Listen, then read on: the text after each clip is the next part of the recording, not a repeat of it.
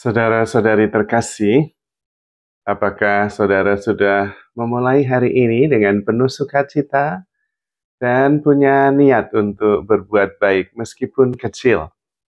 Semoga Tuhan memberkati niat baik saudara. Jangan lupa, mari kita hidup sepenuh hati, karena hidup hanya sekali, harus jadi inspirasi. Inspirasi hari ini adalah hidup sederhana, hidup apa adanya.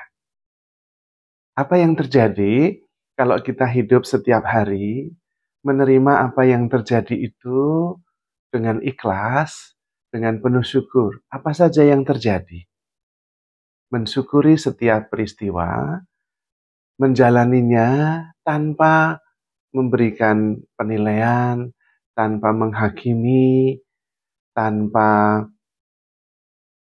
kesulitan untuk menerima, tanpa melabeli, tanpa menilai baik dan buruk, tetapi menerima, mengalami, dan kemudian menjalani kehidupan ini dengan ikhlas. Sungguh-sungguh masuk dalam setiap peristiwa. Menurut saya inilah yang disebut dengan surrender, pasrah. Pasrah terhadap kehidupan, pasrah terhadap saat ini. Dan ini seringkali tidak dialami. Padahal menurut saya kehidupan yang nyata ya saat ini. Kemarin sudah berlalu, besok belum ada. Namun kita jarang menyerahkan diri kita pada satu-satunya kenyataan. Maka paling sulit yang sering dialami banyak orang adalah menerima kenyataan. Padahal itu kenyataan. Dan itu satu-satunya. Kok sulit diterima, lalu yang diterima apa? Kita seringkali sulit menerima kenyataan, pasrah pada kenyataan saat ini, karena kita berpikir bahwa kenyataan itu ada di masa depan. Dan kehidupan saya menjadi lebih baik nanti. Kalau saya mencapai sesuatu, maka kemudian saya bahagia. Maka kemudian saya bersyukur. Padahal masa depan itu belum ada. Dan tidak tahu apa yang akan terjadi dengan masa depan. Yang ada adalah pengalaman sekarang.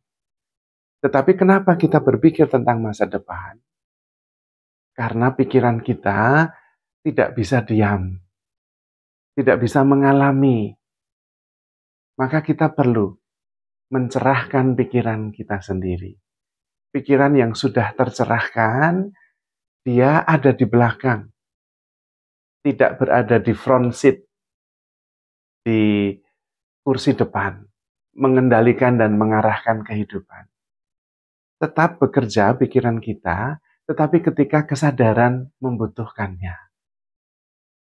Bukan terus berpikir dan menguasai. Latihannya adalah menyadari setiap peristiwa dan hadir sepenuhnya. Itulah kehidupan yang sepenuhnya. Dan memang Tuhan datang supaya kita hidup sepenuhnya. Dalam Injil Yohanes bab 10 ayat 10 dikatakan, Aku datang supaya kalian semua mempunyai hidup dan hidup di dalam kepenuhannya. Kapan hidup di dalam kepenuhannya itu? Ya hidup sekarang ini, di sini, saat ini sepenuhnya. Mengalami sepenuhnya. Menerima segala sesuatu, percaya segala sesuatu, dan sabar menanggung segala sesuatu. Pada saat itu, yang ada adalah karya Tuhan lewat kehidupan ini, dan saya antusias terlibat penuh dalam setiap peristiwa yang diselenggarakan oleh Tuhan. Ada rasa syukur ketika saya sadar bahwa dalam peristiwa ini Tuhanlah sang kemudi yang mengemudikan kehidupan. Dan saya bersyukur boleh dilibatkan dalam kehidupan ini. Maka saya dengan sepenuh hati, sepenuh indera, sepenuh perasaan, sepenuh pikiran, sepenuh kesadaran terlibat dalam setiap peristiwa dari momen ke momen. Tidak lagi berpikir tentang apa yang baik untuk saya, apa yang baik untuk orang lain, tetapi menerima segalanya sebagai sebuah kesempurnaan. Setiap momen, setiap peristiwa, setiap saat ini adalah kesempurnaan. Karena itulah satu-satunya kenyataan. Dan Tuhanlah penyelenggaranya dari momen ke momen itu. Kalau kita mikir, mengulangi lagi apa yang sudah terjadi, sebetulnya kita masih berada di masa lalu. Dan kita berada di dalam pikiran, tidak hadir sepenuhnya pada saat ini. Juga kalau mikir masa depan, nanti kalau saya begini-begini, saya akan begini, itu berarti kita hidup di pikiran. Dan kita kehilangan momen yang ada satu-satunya, yaitu kenyataan yang sedang kita jalani.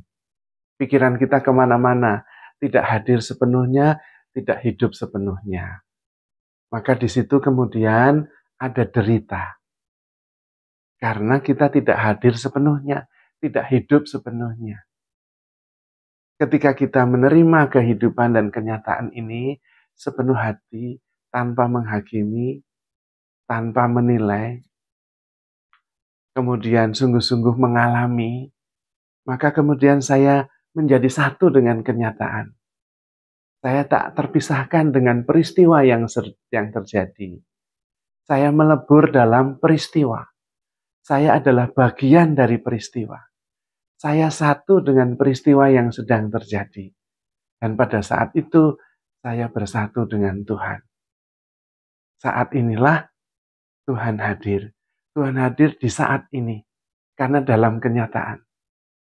Besok dan masa lalu itu dalam pikiran, bukan dalam kenyataan. Tuhan selalu hadir, selalu ada bersama kita. Dan dialah penyelenggara kehidupan itu. Maka kalau kita bisa hadir, menerima segalanya, percaya segalanya, dan kemudian juga hadir sepenuhnya, sadar sepenuhnya, kita akan bertemu Tuhan. Karena Tuhan selalu ada saat ini. Tetapi kalau kita kemudian pergi ke masa depan yang belum ada, di dalam itu hanya dalam pikiran, dalam ilusi, kenyataannya belum ada, ya Tuhan tidak ada. Karena itu ilusi, Tuhan bukan ilusi. Tuhan adalah kenyataan. Tuhan adalah kehadiran. Maka penting kita mengalami kehadiran Tuhan dalam setiap saat. Dan setiap saat itu ada dalam sekarang, saat ini. Pada waktu itulah hidup kita menjadi sangat sederhana. Tidak terlalu berpikir yang rumit dan muyat. Tetapi bersyukur dan mengalami keheningan, kedamaian, kehadiran Tuhan dari saat ke saat. Dan pada waktu itulah kehidupan begitu menakjubkan. Karena kehadiran Tuhan yang sempurna dalam setiap peristiwa yang kita jalani. Maka kita perlu belajar supaya kesadaran kita, hati kita, diri kita ada di front seat. Bukan pikiran yang ada di depan.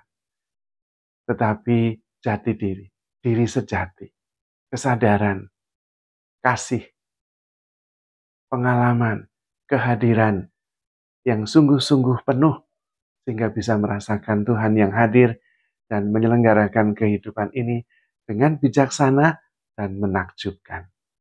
Maka saudara-saudari terkasih, jangan banyak pikir. Handle yourself with care because you are loved. Tuhan memberkati.